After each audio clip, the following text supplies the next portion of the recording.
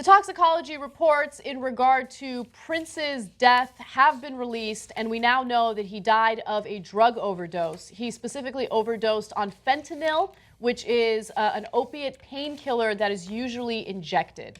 Now, this story is very relevant today, especially when you also consider the fact that for the first time in a long time, the death rate in the United States has risen.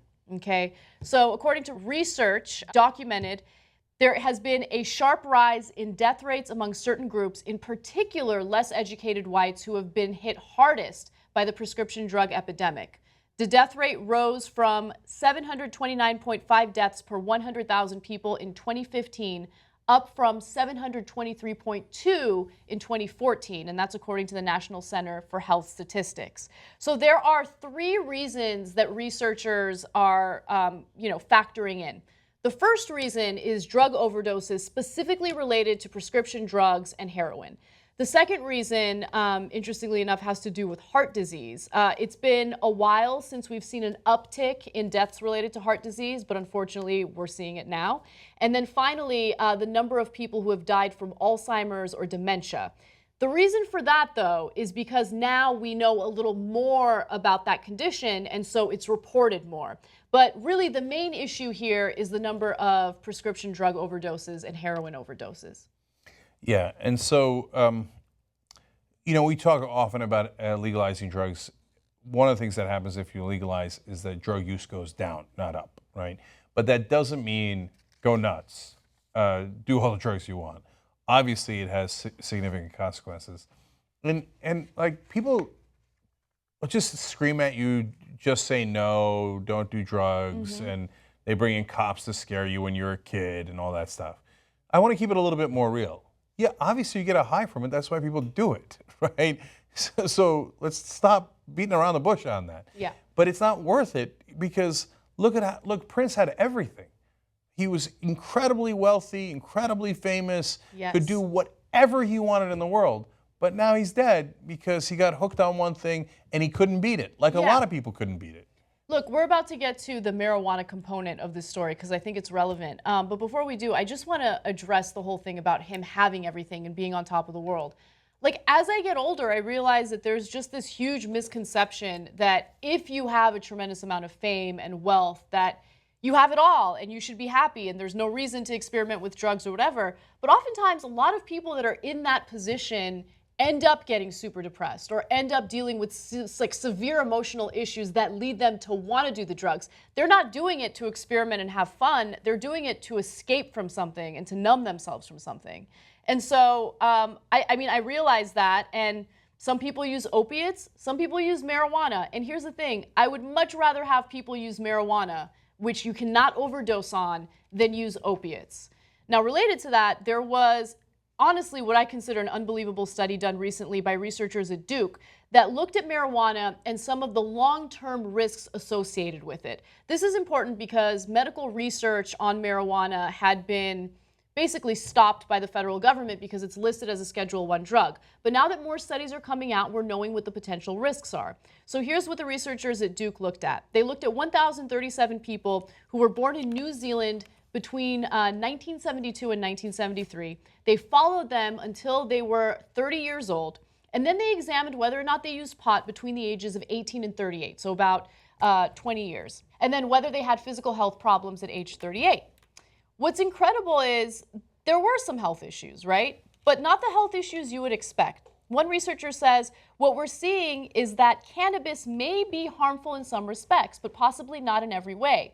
We need to recognize that heavy recreational cannabis use does have some adverse consequences, but overall damage to physical health is not apparent in this study. Among the 38-year-olds who had regularly smoked pot for 15 to 20 years, 55.6% had gum disease compared to 13.5% of the 38-year-olds who had never used marijuana. In some cases, this disease can lead to tooth loss. But then when you think of smoking marijuana, you think, it's going to have some impact on your cardiovascular health, your lung health. That's not necessarily the case, at least based on this study. When the researchers looked at the same aspects of lung function and cardiovascular health among the people who had smoked marijuana for up to 20 years, they did not find these aspects were worse than they were in people who had never smoked marijuana. Now, there's a limitation to this, okay? Please keep in mind that these health issues could come up later in life. 38 is still really young. When people smoke marijuana every day, they don't smoke marijuana the same way that they smoke cigarettes, right? When you smoke cigarettes, usually you're smoking it throughout the day. Some marijuana users, most marijuana users, just smoke a little bit once, like a hit a day, right? So it could take longer for those health ramifications to show up.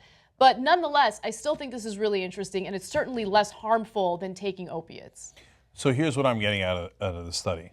Do edibles, then you won't get gum disease.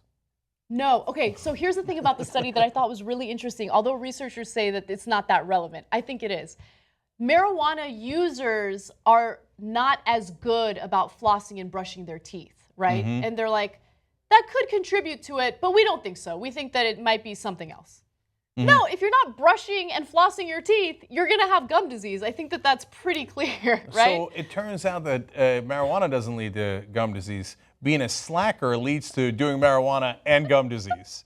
Okay, so now, but to get back to tying all these stories together, look, I think that overdoing anything is a bad idea, okay?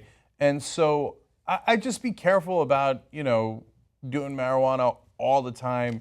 Not for all the scare tactics that they tell you about, just because doing anything to your brain that many times is an issue. By the way, also drinking. You should definitely be careful about over drinking. That also affects your brain, right? And that also affects other things. But in terms of the scare tactics they've used to say, oh my God, marijuana. By the way, in that study, how many people of the ones that they smoked marijuana all the time, how many of them overdosed on marijuana? 0. Oh, right, 0. So, what they tell you about, oh my God, your brain's gonna melt. No, it's a little like beer, but definitely a little better, right? Meaning that it has less health ramifications. You're less likely to get in a car accident. You're less likely to die, right? And people overdose from alcohol. They don't overdose from marijuana. So if you were really that upset about the adverse consequences of marijuana, we would go back to prohibition and make alcohol illegal. But we're not gonna do that. But it doesn't mean you should do it every day, and it certainly doesn't mean you should do the harder drugs. You should be inordinately careful about that, because the harder drugs you can get addicted to, and it has oftentimes, unfortunately, terrible consequences. There's a small thing about the harder stuff we were talking about earlier with the Prince thing and everything. It happens with, you remember Brett Favre was on the prescription painkillers, and that's how strong all that stuff is. It happens to a lot of athletes, musicians, people that tour, obviously. There's a toll on your body. But then when people go to their doctors, they're like, oh, here, take some pain medications, get that. So sometimes they're addicted, and sometimes there's this sense that we can't be in any level of pain. I don't want to feel anything. So when someone has a slight pain, they think, oh, shit, got to take some pills. Or when people have serious pain, instead of actually probably fixing the problem or going through some kind of way to get it taken care of, where is the pain coming from? Why is it being produced? Pain happens so we can be like, oh, something's wrong with my body. Time to fix it. Rather than, let me find a way to ignore the pain or mask it or numb it so I don't have to feel it anymore. Pain is for a reason. If you don't, there's like, I feel like what was it? It's similar to like the Mr. Glass movie and Unbreakable and all that stuff. There's a reason you feel things. So this weird thing about not being able to feel, I feel like there's even a condition. If you can't feel something, it's a problem because your body tells you something's wrong so you can fix it. Instead of just not feeling it, you're going to keep fucking yourself up and not knowing that you're deteriorating. Oh, that's a super good point. It is a super good point. I want to add to it. First of all, I got a great idea for what we can call your slogan. No pain, no gain. Has anybody thought of that before? Okay. Yeah. Now, but I do want to say something. JR brings up a fantastic point. And I know we've talked around it before, but I don't think it's ever crystallized for me as much as when he just said it, right? You should be far more concerned about prescription painkillers than marijuana. Yeah. So I'm very concerned anytime they want to give painkillers to my kids, to my wife, etc. Even after surgery, I was worried about how much painkillers they were giving my 5-year-old son. So the chances that you're going to get hooked on prescription painkillers, which is going to lead to harder drugs. You want to talk about gateway drugs? Oh my God. I don't know why we've never crystallized it that way before. Yep. Prescription painkillers are 1,000 times more of a gateway drug to harder drugs than marijuana is. That is indisputable. Yeah, we're seeing it play out right now where as soon as, the government clamped down on the overprescription of opioids and people couldn't get their hands on it through doctors anymore, they turned to the black market and got hooked on heroin. It is a gateway drug. We're seeing it play out in this country right now. But marijuana, since it's not legal, there's not giant corporations making money off of it, so it's going to stay illegal. Prescription painkillers, legal, people make billions of dollars off of that, so nobody's going to touch that. There's no just say no to prescription painkiller ads or campaigns or any of that, because you make money off of it, that gravy train does not have an end destination. It keeps going round and round and round.